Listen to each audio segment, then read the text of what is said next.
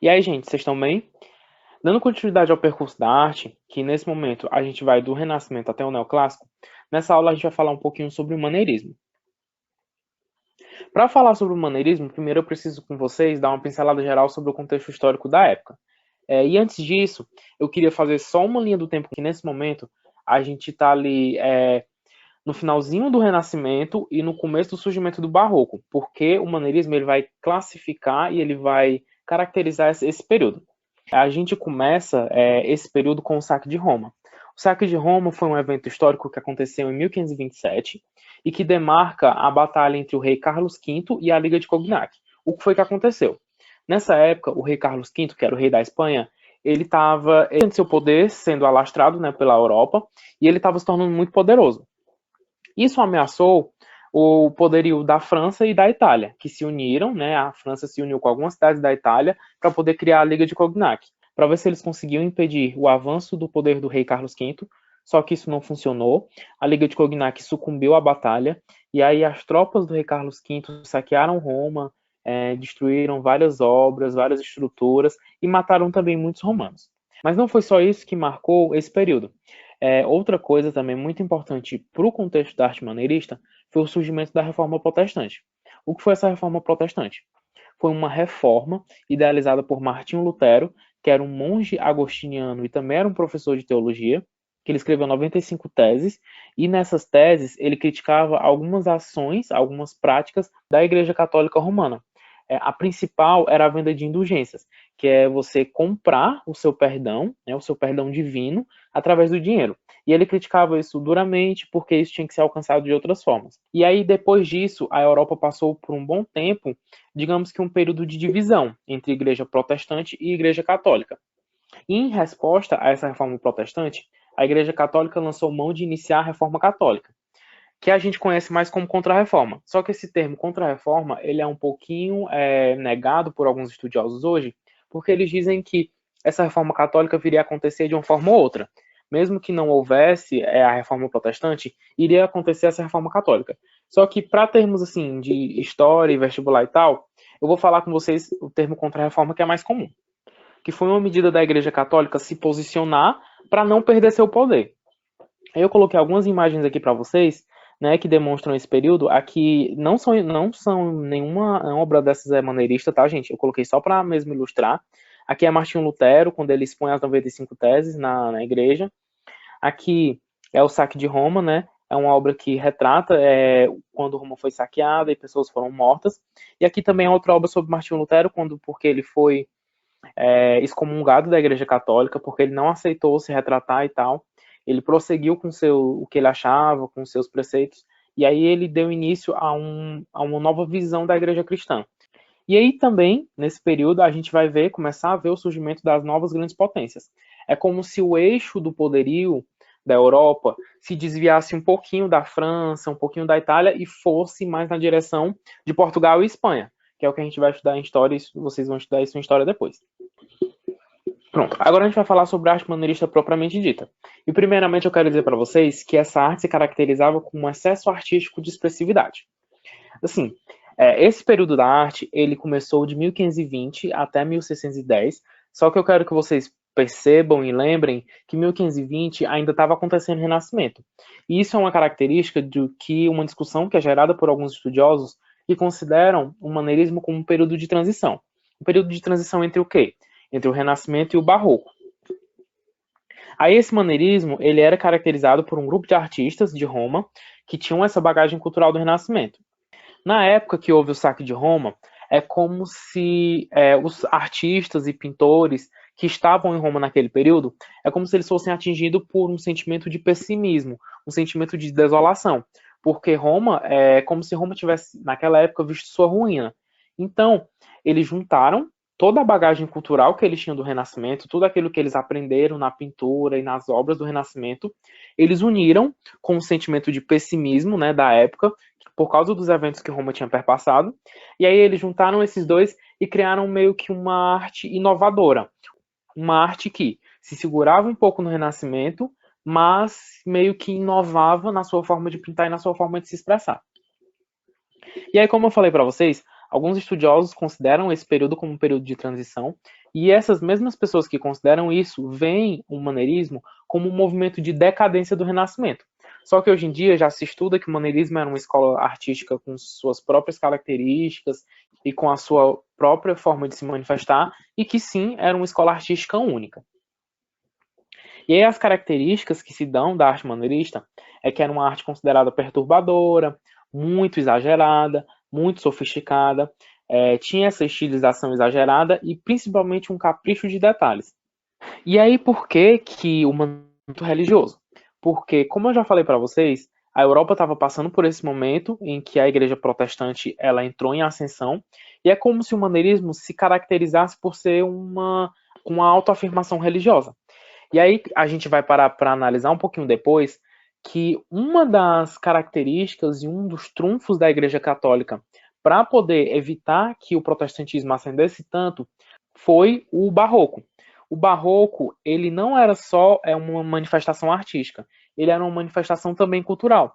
Porque na época a Igreja Católica ela começou a querer aumentar a disseminação da Igreja Católica, da religião católica, tanto que a gente conhece as companhias de Jesus, né, que catequizavam índios e tal, as descobertas do Novo Mundo.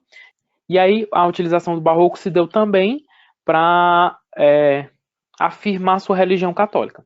E é por isso que eu quero que vocês tenham em mente essa relação do maneirismo com o Barroco, que também tem essa relação muito grande entre igreja protestante e igreja católica. E como tem essa força da religião, o homem que no Renascimento era o centro de tudo, era o centro da cultura e o centro da arte, aqui ele meio que se esconde mais um pouco e a religião, a igreja, ela volta novamente a ser o centro das atenções. E aí quais são as principais características da pintura maneirista? É comum a presença de multidões. Normalmente essas multidões são comprimidas em espaços pequenos, o que vai gerar um sentimento de tensão, um sentimento de irrealidade para a obra. A obra vai ficar tão carregada de pessoas que você vai olhar para aquela obra e vai pensar que ela não é algo que realmente está acontecendo. Outro fato, né, outra estética que é muito utilizada na pintura maneirista é o alongamento dos corpos. Os corpos aqui, eles são esguios e alongados justamente por causa dessa compressão da obra. A obra, ela se torna mais comprimida, porém ela se torna também um pouco mais alongada. O que é que isso quer dizer? Porque parece ser algo meio contraditório. Só que não é. Quando eu digo que a obra ela se torna comprimida, é porque eu tenho muita informação numa única obra. Outra característica também é a presença desses rostos melancólicos e misteriosos que vão surgindo entre vestes, né, num drapeado minucioso, né, porque drapeado significa indumentária, e aí essas cores muito brilhantes, que é uma característica também muito forte do maneirismo, que é a utilização da cor para gerar tensão, para gerar dramaticidade. E como eu falei, a luz ela vai se deter sobre objetos e figuras e normalmente ela vai produzir uma luz inadmissível. O que é que eu quero dizer com isso? É porque alguns artistas da época, eles utilizaram de uma forma estética em que cada ser de um quadro, cada objeto do quadro, ele tem sua própria luz e normalmente a fonte da luz no quadro, ela não vai ser percebida. O protagonista do quadro, ele não vai estar mais no centro do quadro, ele não vai ser mais aquele objeto em que tudo fica ao redor dele, mas ele vai ser facilmente encontrado quando você passa seus olhos sobre a obra e identifica um pouco mais o estudo da obra. Falando um pouco dos artistas maneiristas, eu vou citar aqui nessa aula para vocês dois, que é El Greco e Tintoretto, que são considerados os principais. El Greco, ele era grego, esse é o nome dele real, Domenicos. Ele era de uma região da ilha de Creta. Acredita-se que ele começou a pintar nessa região, que era em Cândia, e ele começou a pintar ícones. Ícones eram aquelas obras que a gente via lá no período bizantino, no período da arte bizantina, que eram obras de santos, que normalmente esses santos eram retratados com cores muito fortes, com cores muito vivas, só que eles eram representados de uma forma mais estática, soberana, sem ter uma demonstração muito forte de sentimentos. E aí depois ele sai de Cândia e ele vai para Veneza, onde ele fica no ateliê de Tiziano, só que ele não passa muito tempo. Ele vai para Toledo, na Espanha. Ele pinta na corte de Filipe II e também para conventos locais e para a nobreza. E é nesse período que ele vai juntar toda a informação artística que ele recebeu ao longo da vida e ele vai começar a pintar as obras que vão caracterizar a sua pintura. Ele recebe a característica desses ícones, né, do período bizantino, e ele também recebe as características que ele adquiriu enquanto ele esteve em Veneza, na Itália, e na própria cidade de Toledo, que são as características do Renascimento. Ele bebe um pouco da fonte de Michelangelo, só que quando ele conhece Tintoretto, ele realmente encontra em Tintoretto aquele pintor que vai lhe influenciar e vai ser o estímulo que vai caracterizar o surgimento das suas obras posteriormente. Essas obras se caracterizam por tons dramáticos, tons expressivos, e ele tem muito essa técnica de luminosidade que eu falei para vocês, onde cada ser da obra tem sua própria luminosidade e muitas vezes é difícil você encontrar de onde o foco da luz está saindo. E aí suas principais obras são O Enterro do Conde de Orgaz, O Sonho de Filipe II e O Martírio de São Maurício. Essa obra que eu estou mostrando para vocês aqui do lado é O Martírio de São Maurício. Ela retrata um período da história de Roma em que a legião de Tebas, que era liderada pelo capitão Maurício, né, que depois foi o que se tornou um santo, São Maurício, ela auxiliou o imperador Diocleciano a vencer uma batalha de Roma. Depois que houve essa batalha, aconteceram comemorações, e nessas comemorações, como Diocleciano ainda era um imperador pagão, nessas comemorações tinham sacrifícios que foram feitos para deuses romanos. Quando começaram, né, a ter esses eventos de comemoração e tal, a legião de Tebas, que era liderada pelo capitão Maurício, era uma legião de pessoas cristãs. Quando começaram essas festividades, eles se recusaram a fazer sacrifícios para os deuses romanos, porque eles eram cristãos. E aí nisso teve uma intriga e tal, e no final eles foram assassinados, né, a mando do imperador Diocleciano, e aí que se tem a obra O Martírio de São Maurício. E é uma obra que vocês conseguem ver, a gente tem a perspectiva sendo utilizada como uma forma mais dramática, a gente tem as cores sendo utilizadas também de uma forma dramática, e como eu disse para vocês, ó, cada ser da obra ele tem sua própria luz, e você não consegue identificar realmente um foco de luz único que emite a luz para todos. E também vocês conseguem observar que aqui a gente tem muitas pessoas em um espaço pequeno, em um espaço comprimido da obra, e essas pessoas têm essas, entre aspas, deformações. Tem corpos longos, corpos esguios. Aqui, essa obra retrata o enterro do Conde de Orgaz, que para a gente estudar essa obra, a gente tem que dividir ela em duas. Essa parte superior e a parte inferior. A parte inferior retrata o enterro de um ponto de vista mais terreno. E a parte superior retrata esse enterro de um ponto de vista mais sagrado, mais angelical, mais espiritual. Falando um pouquinho da parte de baixo, aqui a gente tem um monge, né, que ele está numa posição paralela ao padre, que está lendo a Bíblia. A gente vai ter aqui o Conde de Orgaz, que na época que foi pintado o quadro, ele tinha falecido 200 anos antes. Aqui a gente também vai ter esse pelotão de pessoas de preto, que disse, inclusive, que o próprio El Greco estava nesse meio. Essa personalidade aqui, esse bispo, era nada mais nada menos que Santo Agostinho, que tem essa roupa que está incrustada de personagens santos e tal. Aqui a gente tem uma obra que está sustentando os pés do Conde de Orgaz, que retrata São Estevão. E aqui, num primeiro plano, sendo uma das únicas personalidades que olham para fora da obra, que olham para quem está de fora vendo a obra, a gente tem Jorge, que era filho de El Greco. E aí, analisando um pouco essa parte superior, a gente tem aqui um anjo, né, de cabelos loiros, que está levando a alma do Conde de Orgaz para o céu. Aqui no céu a gente tem a representação da Virgem Maria, a gente tem a representação de São João, do próprio Cristo, e a gente tem, se vocês olharem aqui do lado, ó, São Pedro, que carrega as chaves para abrir as portas do céu para receber a alma do Conde de Orgaz. Quando vocês param para analisar cada ser da obra de uma forma mais única, mais individual, vocês não conseguem ver muito a deformação do corpo nessa parte de baixo, porque realmente eles estão quase todos cobertos e tal. Mas quando você vai aqui para cima, você consegue ver, ó, os músculos aqui de São João, eles estão distendidos, é quase como algo irreal, é um corpo esguio e longo. Aqui também as representações de anjos e tal estão da mesma forma.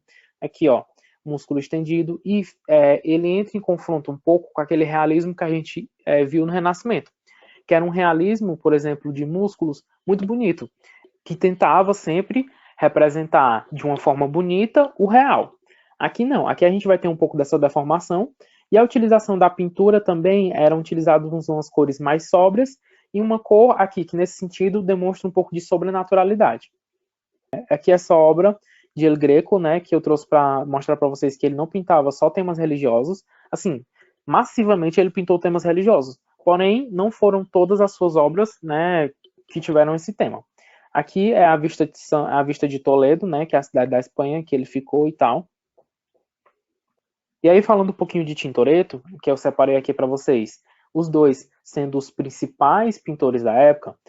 O nome dele não era Tintoretto, o nome dele era Jacopo Robusti. Ele foi nomeado Tintoretto porque inicialmente ele era pintor de texturas e tal, o que na época eles chamavam de tintureiro, e ele era conhecido como Il Furioso, porque assim, eu disse para vocês que o El Greco viu nas obras de Tintoretto algo que ele ia utilizar para suas obras, que era essa dramatividade excessiva que Tintoretto utilizava. Foi por isso que ele começou a ser chamado de Il Furioso, porque ele pintava as suas obras, nas suas pinturas, com uma grande emoção e uma grande dramaticidade.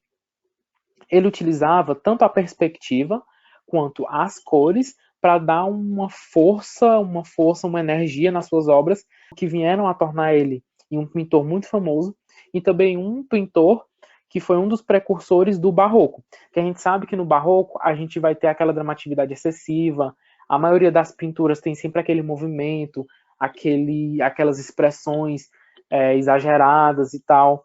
Aqui da mesma forma.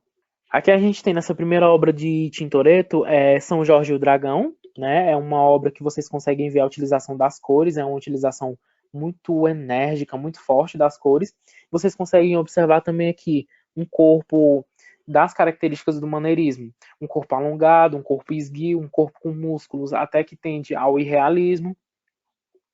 E aí mostrando para vocês essa obra, eu posso dizer que essa obra é o suprassumo do maneirismo, porque todas as características do maneirismo a gente vai conseguir observar nessa obra. Primeiramente, vocês observam um espaço comprimido com muitas pessoas. É uma das características do maneirismo. Vocês também conseguem observar a utilização da cor para causar drama, uma força enérgica muito intensa na obra. E algo que vocês vão observar nas pinturas posteriores que vem com o barroco é essa dramaticidade de movimento. Aqui a maioria das pessoas da obra, elas estão naquele movimento dramático, com caras, rostos dramáticos. Algo que a gente via, por exemplo, no Renascimento, um movimento, só que era um movimento mais recatado. Aqui é um movimento realmente mais dramático. Aqui vocês veem esse cara, né, aqui no chão, que está nessa posição também, que pode demonstrar esse dramatismo. Falando um pouquinho do contexto da obra, que o nome da obra é O Milagre de São Marcos, ela retrata o momento em que um escravo, após ter ido ao templo de São Marcos, né, e tendo o seu patrão, o seu dono, não permitido isso, ele foi julgado e condenado naquele momento a ser torturado e seus olhos iam ser furados. A gente, inclusive, vê aqui os materiais que iriam ser utilizados para poder mutilar esse escravo. E aí, nesse momento, São Marcos vem do céu, aparece nessa fonte de luz para poder salvar o escravo. E aí vocês conseguem perceber, né, esse amontoado de pessoas que geram essa tensão à obra. Falando um pouquinho da arquitetura e da escultura, não foram duas características principais do maneirismo. O maneirismo realmente, principalmente, ele é expresso através da pintura, mas aqui na arquitetura a gente teve influência, sim, e as características principais é aquilo que a gente realmente vê na pintura. A construção de igrejas aqui, ela se dava com igrejas mais longitudinais e igrejas que eram mais longas do que largas, né? E é importante a gente ressaltar nessas igrejas que a distribuição da luz ela se dava de uma forma não convencional, porque a luz ela não vinha de um único ponto, ela vinha de diversos pontos e isso trazia para dentro da igreja uma sensação que não era comum para a época, né? Que a iluminação na época ela era mais regrada, que vocês sabem que no Renascimento a gente tinha aquela simetria, aquela estruturação de obras que tinha que ser perfeita, que tinha que ser numerada e tal, bem calculada. E eram muito utilizadas escada em espiral, que muitas dessas escadas não levavam a lugar nenhum, guirlandas, né, de frutas ou guirlandas de flores, caracóis e conchas. Na escultura, a gente tem as principais características da pintura maneirista, que eram formas estranhas, um excesso de detalhes que causam uma tensão na obra. Essas obras normalmente tinham esses seres, né, com corpos esguios e alongados e tal. E normalmente a gente também costumava encontrar figuras sobrepostas que causavam uma certa fragilidade da obra.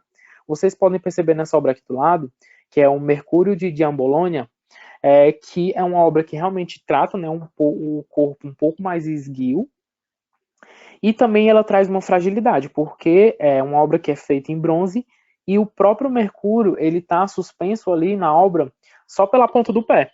Isso traz uma leveza à obra, tanto que, como Mercúrio era um deus que era representado, um deus romano que representava Hermes, ele se representava muito com essas asas, era importante mesmo dar essa leveza para a obra, que foi o que ele conseguiu dar quando ele fez esse corpo esguio e ele sendo sustentado apenas pela ponta do pé.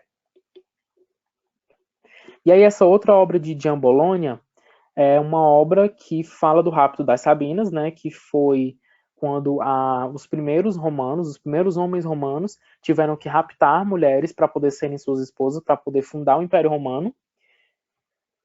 E aí vocês conseguem observar que é uma obra que tem uma superposição de pessoas, o que pode dar uma fragilidade à obra. E se vocês analisarem, eu não posso mostrar ela para vocês aqui em 360 graus, mas eu quero que vocês saibam, né, que eu estava lendo sobre essa obra, que se você observar ela de frente, ou de lado, ou de costas, você vai conseguir entender ela da mesma forma. E aí aqui um pouco da arquitetura, a gente tem essas escadas, né, que normalmente eram escadas em espiral e tal. A igreja normalmente era uma igreja mais longa. E é isso, gente. Até a próxima aula.